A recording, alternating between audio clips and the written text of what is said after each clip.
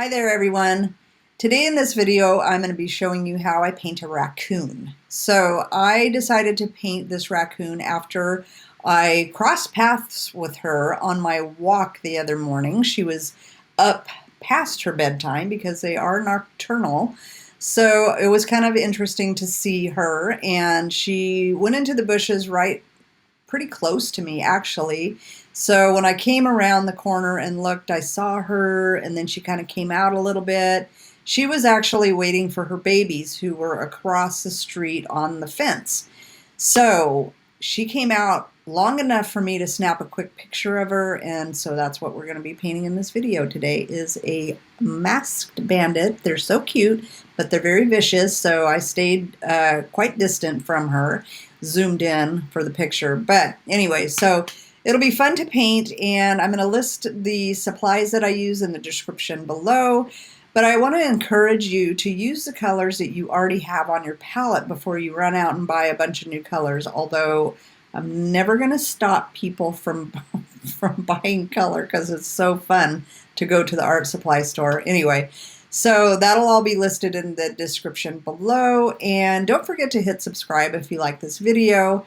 Also, leave a comment for me. I love to read your comments, and if you have something you'd like to see me demonstrate painting, or have a question that you want to ask me, please don't hesitate to leave those in the comments as well. I love to read them. So let's get started with this raccoon painting. So here's the little raccoon mama, and I have her, the picture I took. It's a bit grainy, but it was good enough to use as a reference photo. It's not going to go in National Geographic or anything. So anyway, this is the mama, and I sketched her out. I didn't want to paint it this small, and I don't typically like to draw directly onto my watercolor paper, so I had a choice to make. Either I could take a picture of this, blow it up, and transfer it on to my watercolor paper with my light box, but I decided instead to go with something that works well is to put this on a light box, tracing paper over the top, trace around her outline, and make sure to get important details, like the little glimmer in her eye, the little whiskers and where they are. And this right here, I was trying to figure out where her other foot was, her back foot, and I realized that she's got it lifted off the ground. She's ready to turn tail and run back into those bushes. So those are her little toenails. I thought it was kind of cute. Anyway, so that's what I did. I used the good old light box method and tracing paper to sketch my image. But I have to say that practicing your drawing skills is very important for your painting. It really is helpful. It helps with your power of observation. You're doing a pencil drawing like this gives you an idea of your values. So that's a huge part of painting as well. So I'm going to set this aside. And here's the image on my paper. I've got cold press Arches 140, and hopefully this lighting situation isn't too annoying. I don't like the shadows of my hands so much. So this also needs to scoot over because I can't get my hand in there. Okay.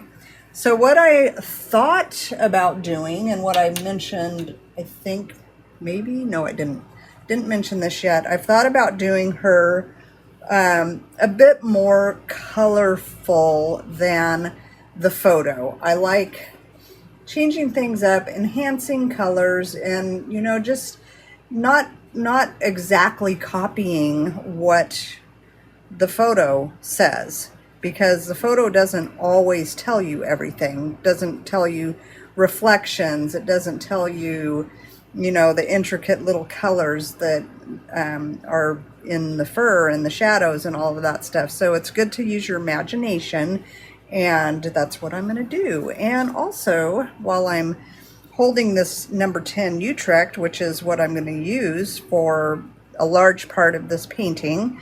The reason I chose this one is because it's big enough to cover some big spaces if I use the belly of the brush, but it's also got a nice tip on it so I can touch in details, or when I have my paint down, I can drag the paint and make those little details like her fur. So just to give you an idea of what I'm talking about, if I used a number 4, love this brush, love, love, love it, but it would take a lot more brush strokes and I would end up with probably lines in the wash. So that's one way to avoid that, is using the right size brush. So it's always better to use a brush that's almost too big, it's a bit uncomfortable, rather than a brush that's too small. So always go for a bigger size and get bold with your strokes. You don't need to be timid and just barely scratch in the color. So get bold. Get bold.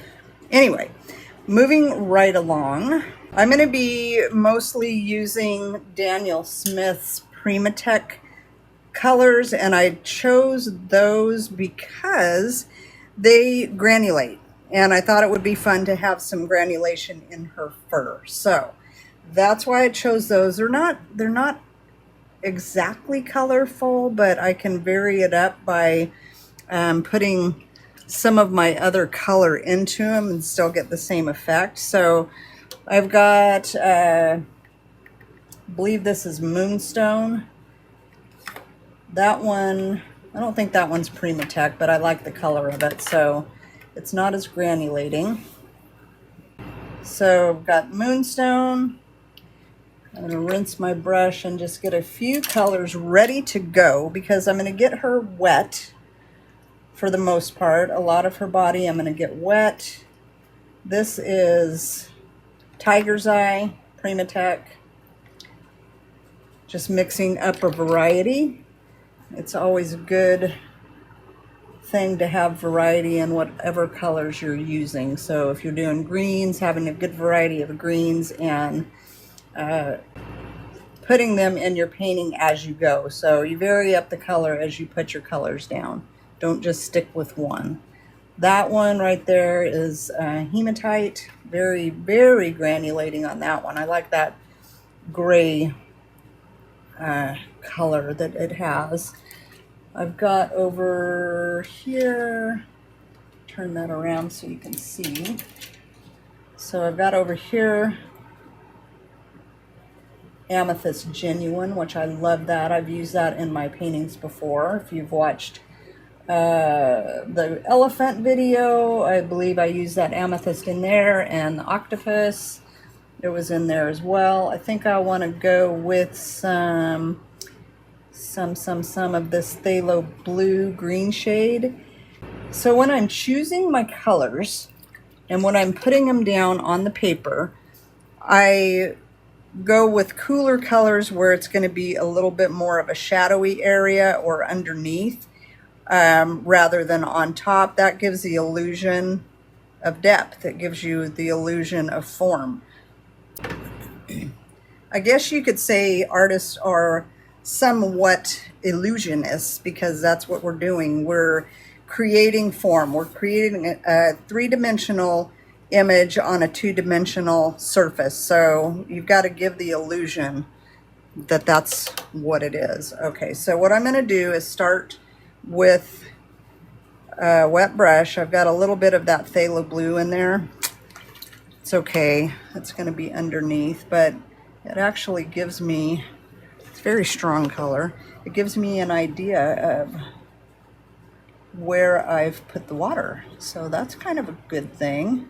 And just kind of bringing that down all the way rather quickly, because I don't want it to dry out. I want this paper to be moist. I want it to have a sheen. I don't want it to lose the sheen. Then it doesn't have enough water on the paper for the paint to flow around into. So just continuing to bring, and if you see it drying out, just come back in with some more water. It's not a big deal. So just gonna come right up to her head and her ear with that water and work around it, up around her face, avoiding for the most part her face because it is white down at the bottom by her nose. So I'm just continuing to get more water. I'm going to work very quickly, so you might need to watch it time and time again to catch what I'm doing. I try to go slow, but when you're in this phase of the painting where you're wanting to get that color down and get it spreading around and not drying, you need to work quickly. So even if I have to add a little bit more water in as I'm going. Okay, so first things first, I'm going to start with this Amethyst and the Phthlo mixed together in some of these areas down low. It's pretty wet, but I'm okay with that. I'm going to grab some of that brown. If you can see this, it's very fluid as it's spreading. I add some of the Sodalite. No, that was Hematite.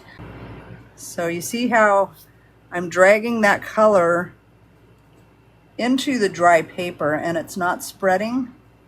I like doing that. That gives you the texture of the fur. Let's add some of that tiger's eye, just giving her some color.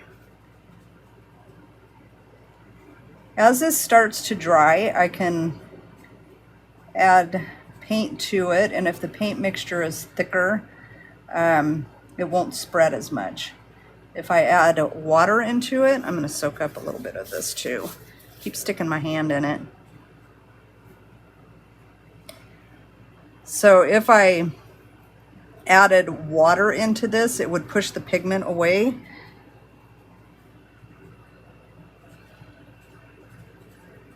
And if I add thicker pigment, it stays put. It doesn't travel as far when there's thicker pigment going into a watery area. So up here, I think I want to grab a little bit of raw Sienna, and it's pretty runny in there, but I'm going to want to keep this light anyway. So this is where the light is hitting her fur at the top. And again, we're imagining a little bit more light than what was in the picture. A little bit more amethyst, I think, would be fun in there. Coming down and adding some more down here. Soaking up a little bit of that puddle. And I can also pick up a little pigment with a thirsty brush. So there's the rings on her tail. I'm going to want to come in and lift a little bit there. So let's grab some Cobalt Teal. It's Daniel Smith. I like that in some of the shadowy areas. Back of her leg here, over here in her belly area, and just let that float around. So the paint or the paper is starting to dry, so I can come in a little bit thicker paint mixture. Actually, that's wet down here too. I want to soak up some of that. And I'm just going to come with the tip of my brush, tippy tip of my brush, and come right into her toe area. I'm not going to get too detailed down there. You're not going to really be focused on her toes, so I don't need to worry if they look like a raccoon toe. Again, we're just creating the form, a little bit of light here. Come into her ear a little bit.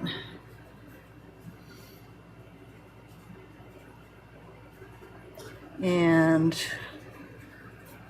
I'm not going to forget about her little toe in the back here, because I think that's cute. And I like how it kind of bled into her forearm there. It's not just stuck in there. It kind of goes with the rest. So as this is starting to dry, I'm going to get a mixture of some of these, just instinctively grabbing color that I think will work, and I'm going to darken up some of this tail, thicker mixture.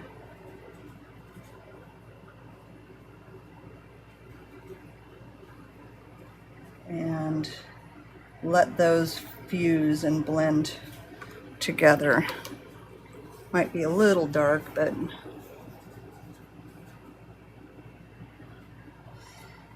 I'll just kind of add some lighter tiger's eye and maybe a little bit of that raw sienna, and just come up into, let's see, how about some raw umber too?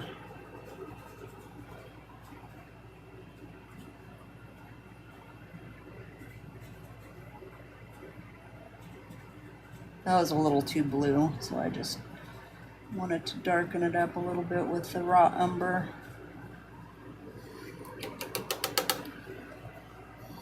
Now this maybe bled a little bit too much, so I rinsed my brush of color and I can just pick that up with a very lightly damp, it wasn't wet brush.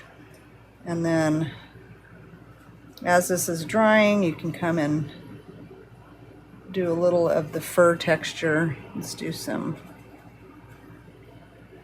a little bit up here. So because that paint is thicker and the paper is getting drier, that's not going to spread around as much. And I think that's a good start on the tail. I'll wait for the rest of it to dry before I do a lot more texture.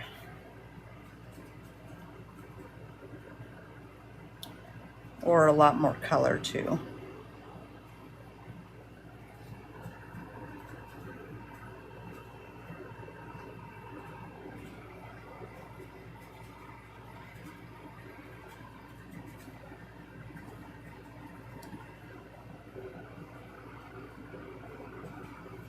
Yeah. I did a little blue on that front, and that was a oops. So I'll just touch in a little bit of raw sienna. I need to replenish that. It's getting very, very, very crumbly.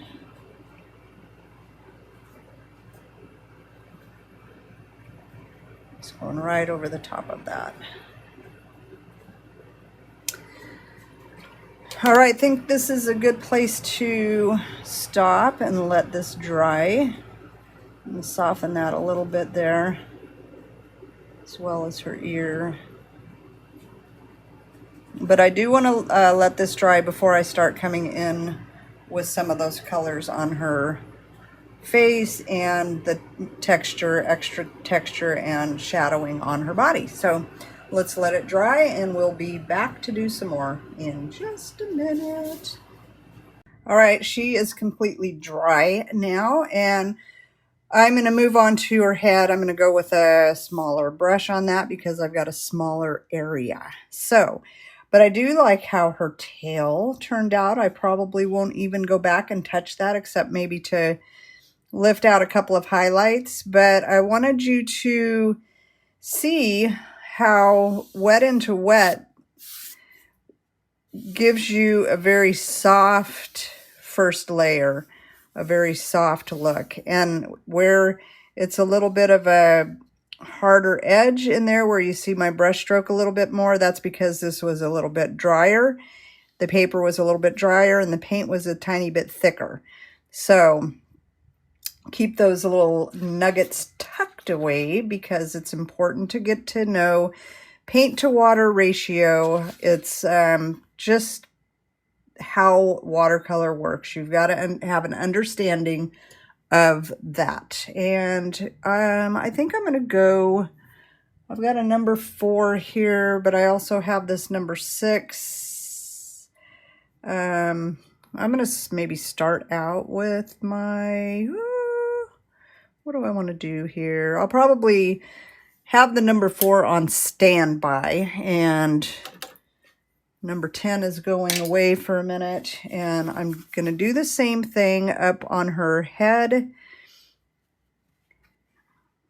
And I'm not in a big area, so I don't need to work quite as quick as I did there with her body. So I'm also not going to just yet. I'm going to get it wet in there so this doesn't have a hard edge in between these two areas of her face. But I do want to have a soft look up here around where the white is on her face. So my paint has dried a little bit on my palette, but just re-moistened it a little bit, and I'm just going to touch in these colors. Ooh, I like those two colors together are gorgeous. And I'm going to get a little water in there to spread that a bit. Hematite. These colors I also believe to be very easy to lift. So when I come back over the top of some of this, I will probably lift out some highlights like I just mentioned, which with these paints, it's fairly easy to do. You have to be a little bit careful if you don't want the color underneath to lift. So using a soft brush is one way to help that. I think I want to go with some of that burnt sienna. Was that burnt sienna? I think I did that. Burnt sienna and raw sienna. Now I can't remember. It's going to bug me. A little bit more of the amethyst. Just real soft in her face. And I just rinsed color, and I'm bringing in a little bit of water to spread that around. I want it to be pretty soft right in here, but not completely white because there is some color in there. The little spot on her face, however, I like to preserve that. And let's do a little bit of that blue in there.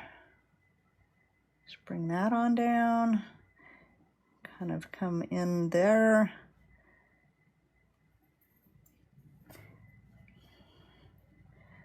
Kind of like a fingerprint, I think, these masks are. A little bit darker in here, a little bit darker back here.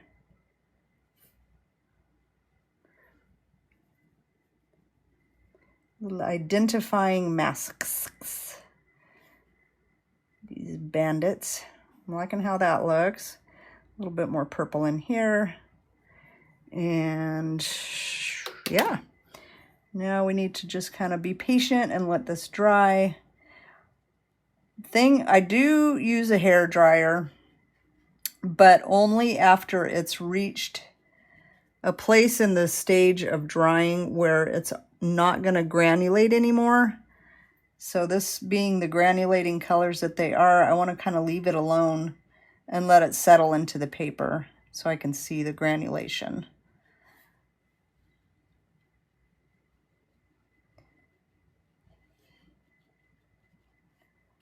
I'm liking how that looks.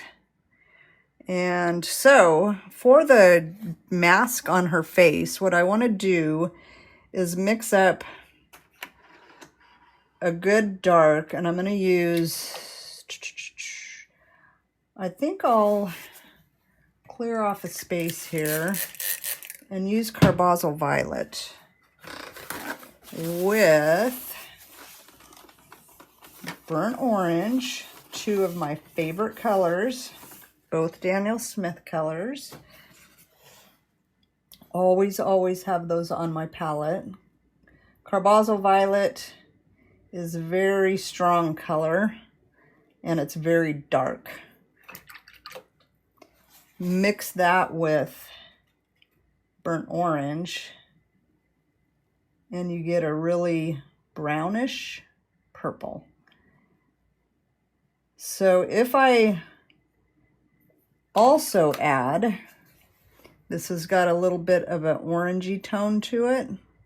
I could either do Hooker's Green in there or Ultramarine Deep. And I think I'll do the Ultramarine Deep because that's going to gray it down and darken it. A little bit more purple. A little bit more brown. A little bit more blue. It's a game of adding until you get to the color and consistency of paint that you want. That may not be dark enough, so I am going to add just a touch of Hooker's Green. And then back to the blue. And that is a nice, kind of a nice dark there. So now is when I'm going to hit the number 4. And this time I'm not going to get the paper wet. I just added more water to that puddle, so I've got to thicken it back up again. And more purple. And I like that even better anyway. So we are going to go for her mask. And it's not all just jet black. Her eyes are more black than her mask. So I'm going to spread this out a little bit more with some water. That might be just a little much paint, but if I spread it around a bit, I'm going to come right around her eye for right now. Strengthen that little spot up. And just, doesn't have to be just like the picture. Come up in here a little bit more. Come around there and define that little spot on her forehead. Just a touch of water on my brush to get this flowing a little bit better. Up around her eye.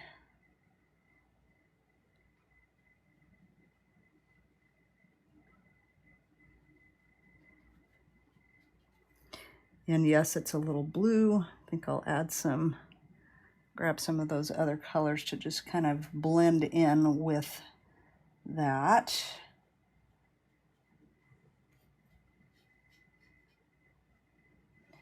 And spread it around, spread love.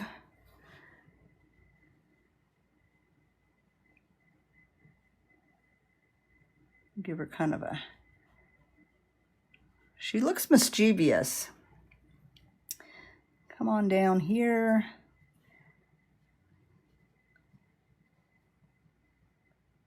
And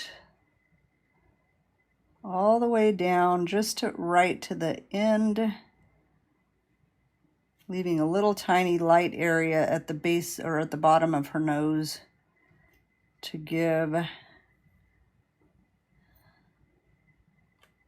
show the white of her chin down there.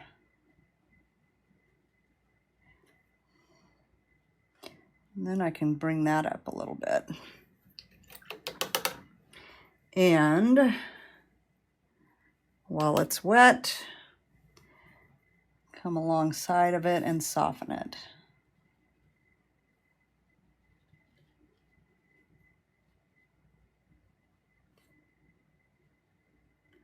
A little bit darker around here.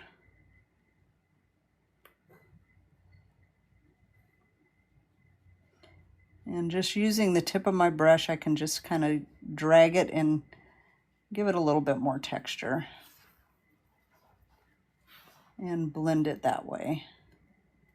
All right, I really like the way she's looking. So for her actual eyeball, I want it to be really black. So I'm using that mixture, but not spreading it around with water. So I'm just gonna avoid that white. Now, if you accidentally cover up that little spot of light in her eye, not to worry. You can bring it back with an acrylic marker or even a touch of gouache, like a thick dab.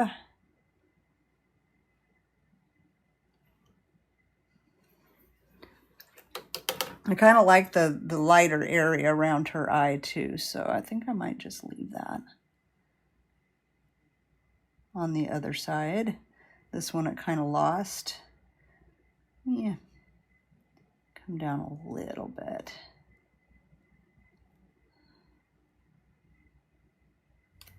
I'm going to pick up just a little bit on the outside of her, where that eye is. And I'll come back and darken that again too, just a little bit. I feel like it needs a little bit more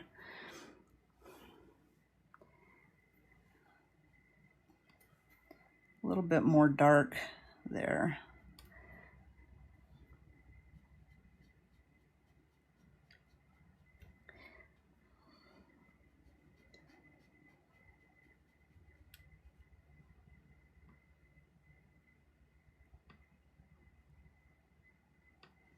Okay, so I like where we're at right now, and I'm going to let her little mask dry out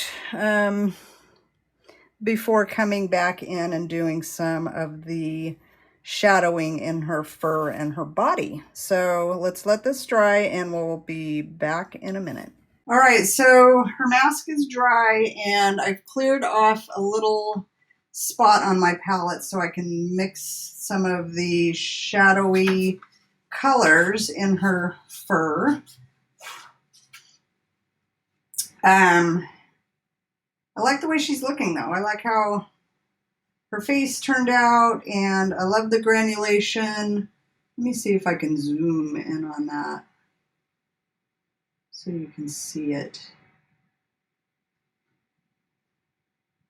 Let's see. Move it over a little bit.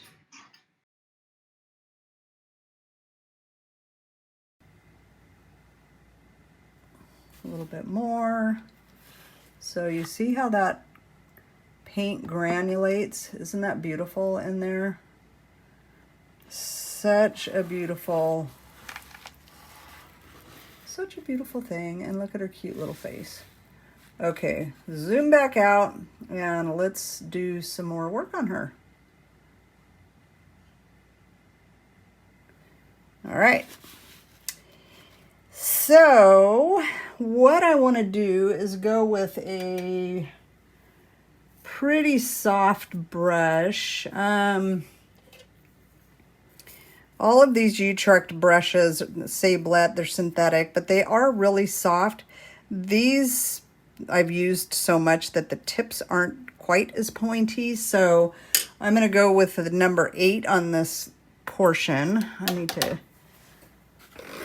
grab another paper towel, and I'm gonna go with more of the colors of Daniel Smith that aren't so granulating. I've got some burnt sienna there, and I think I'll put a little bit of burnt umber out here, and then cobalt blue. That's a really good one for kind of pushing back some of the color that needs to be more subdued and in the shadow areas. So I've got a nice little under painting here. And yes, I'm going to be covering up some of that granulation, but I just wanted you to kind of see what that looked like, and maybe some parts of it will shine through. So we'll wait and see. Wait and see what happens. Let's get a little burnt orange out there too. Love burnt orange. And I still have my cobalt teal. Just going to reactivate that a little bit. And I've got my phthalo. I can mix in a little burnt sienna with that, and it'll tone it down a little bit. Kind of makes it a greenish, which is okay because, again, there's reflected light all over the place. And I'm going to mix these two together for a nice gray. I also want a little bit darker blue, and I can put my burnt umber with that and get a nice deep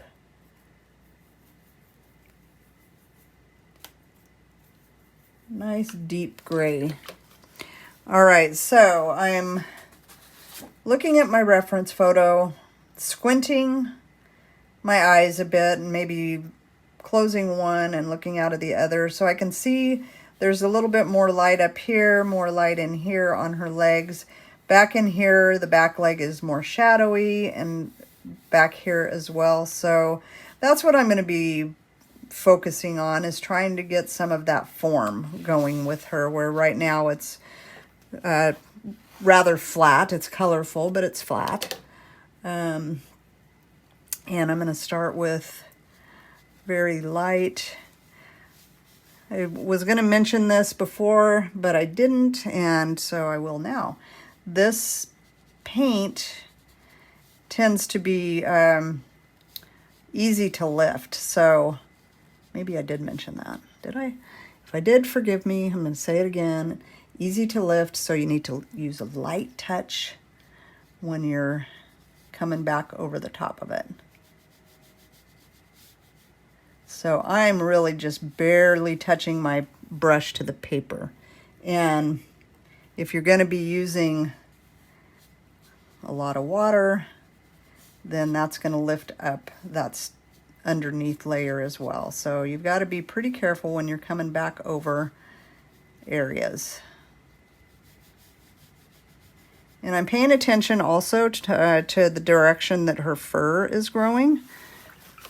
Also important to follow the form of what you're painting.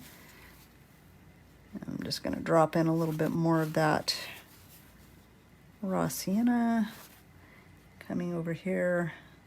And you can see what I'm talking about right here, where a little bit of water settled. I can just come in and lift. And actually that is quite nice, because I do want to lift out some of the highlights, like I mentioned before. So now I'm just coming over the top and kind of randomly but thoughtfully choosing my colors. I don't want to get too caught up in the detail either, though. So I'm going to come back over and get some of that tiger's eye and bring it down into here and here, just right over the top of what I did before. Just adding a little extra layer to give it a little more depth right over the top of that with some of these other colors. Burnt orange.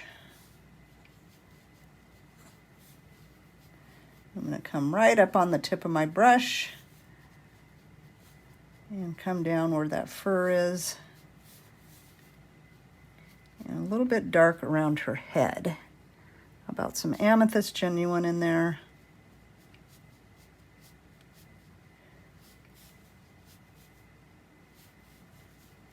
Using the side of my brush as well. Don't hesitate to use all of your brush.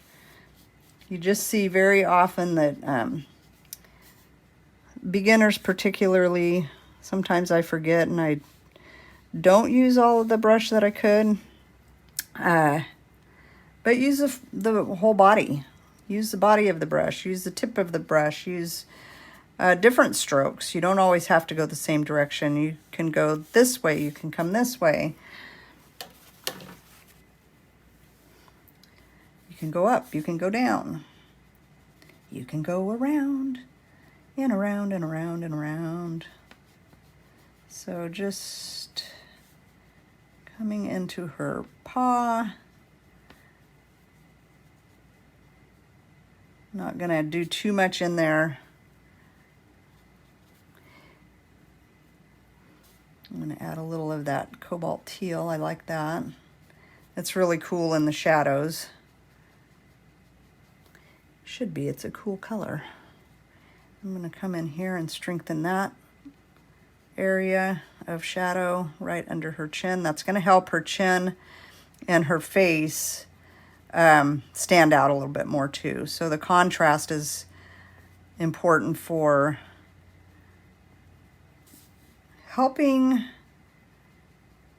things stand out where you want them to. So if you want something to stand out a little bit more, like I wouldn't add white to that to make it stand out. I just add more value behind it. And then it pops out. I'm coming down here into this paw.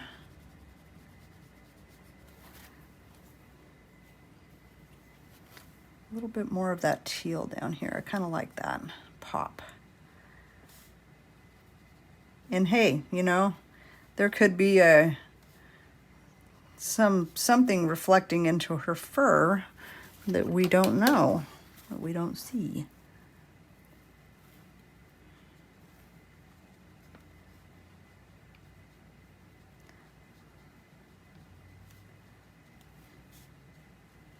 All right, and then this side has a little bit of dark there too. And then their paw kind of pushes out.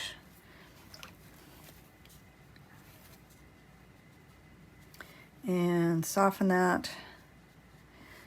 I'm gonna come up here with a little bit of that teal just to kind of keep it consistent through her, not just in one spot.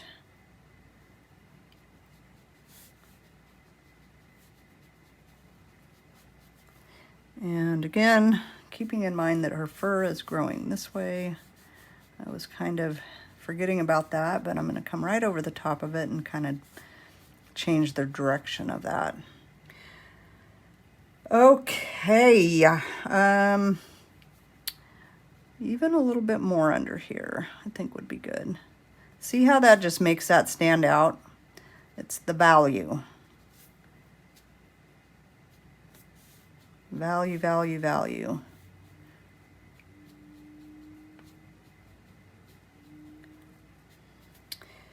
Okay, I think we need a little bit more in her ear.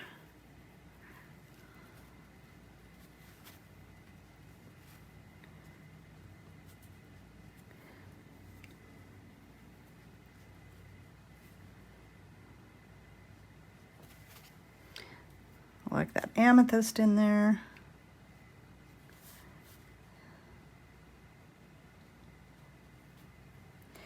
I really like the way she looks, so I'm gonna leave her for now, and maybe I'll come back and do more a little bit later, but for right now I'm gonna do a little bit of grassy area adding some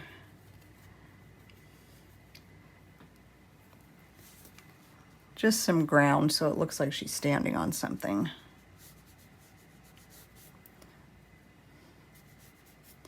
A little bit of leaf green out here, coming into the shadow behind her, and back here get a little deeper green and a little blue in there.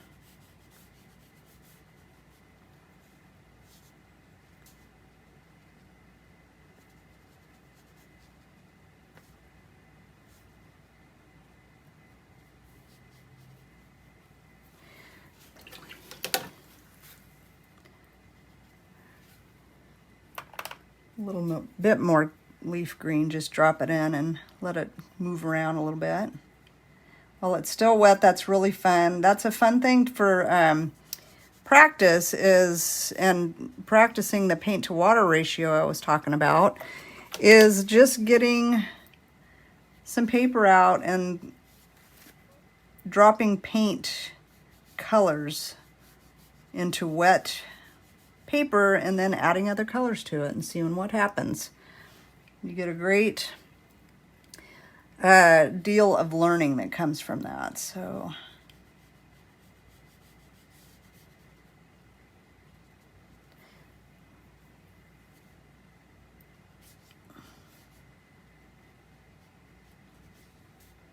a little bit of rock maybe.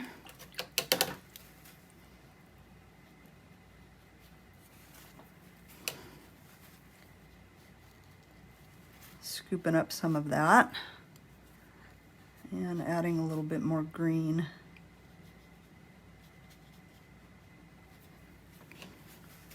All right, I am getting a little carried away there, so I don't want to go too far and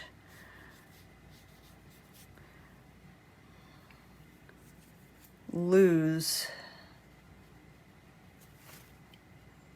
the freshness.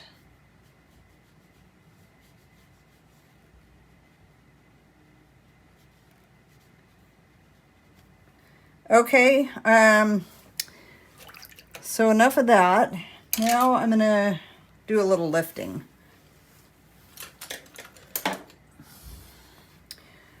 I've got my brush here. This is a Winsor and Newton Bright, and it's a brush that is typically used for oil or acrylic. I like it because it's flat and stiff. So I can just come along with a bit of a damp brush and do some lifting and dab that out.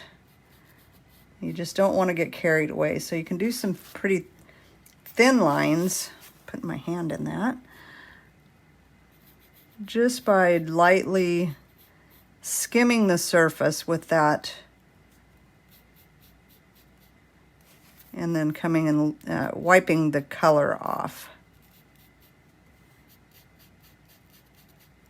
And if it gets to where it's not lifting, get it wet again, and just be careful not to get too wet and have it drop big blobs of water onto your paper and paint. That's troublesome and irritating.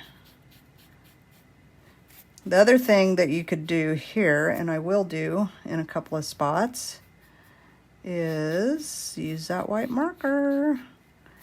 So I know I could go darker with the value on this little lady, but for the sake of time, I'm going to just lift a few things and then stop. And like I said, I might come back and work on her a little bit later, but for the time being, she'll be just fine. Her babies are waiting. I don't want to be holding her up any more than I have to. And maybe a little in here, right along her tail. Just let that couple of highlights define where her tail starts.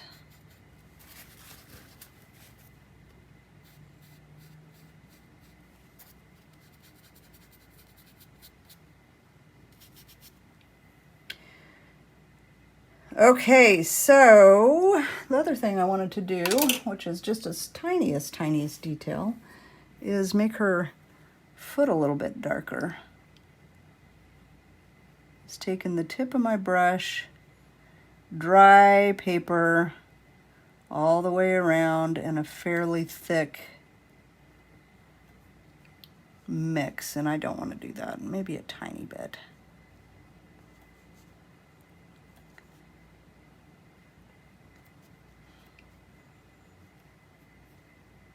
Just to show that she's got a nail. All right, one more. She be done. She's gonna be done for now. And I like the way she looks, so I'm happy. Oh, I know what I wanted to do. I wanted to show you the marker, which is the One for All acrylic 1 mil Molotow, and you got to prime these guys. So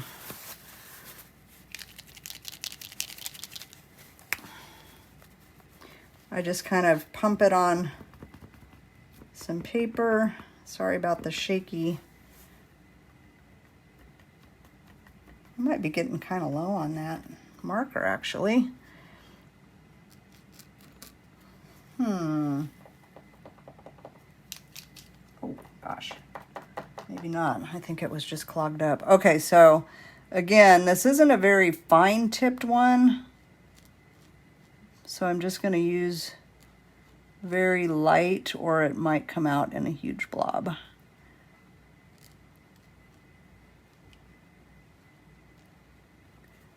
And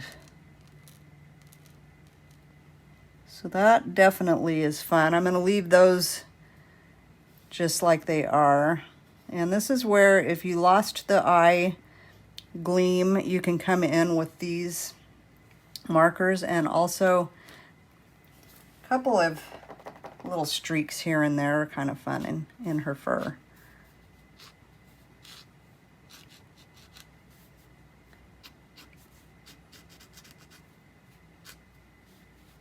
Just a couple of little highlights.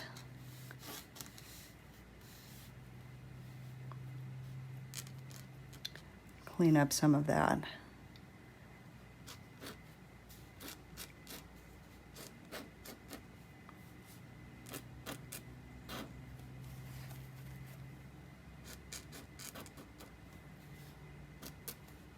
All right, you guys, hope you like this video, and if you want to know the supplies I used, like I said, I've got them listed I'll list them in the description below. But I want to encourage you again to work on mixing colors that you already have. And, you know, it's fun to go out and shop, that's for sure. But if you don't have the colors, just try mixing them from what you do have on your palette. Anyway, so thanks for watching. Till next time, don't forget to hit subscribe, and we'll see you in the next video. Take care. Happy painting. Bye-bye.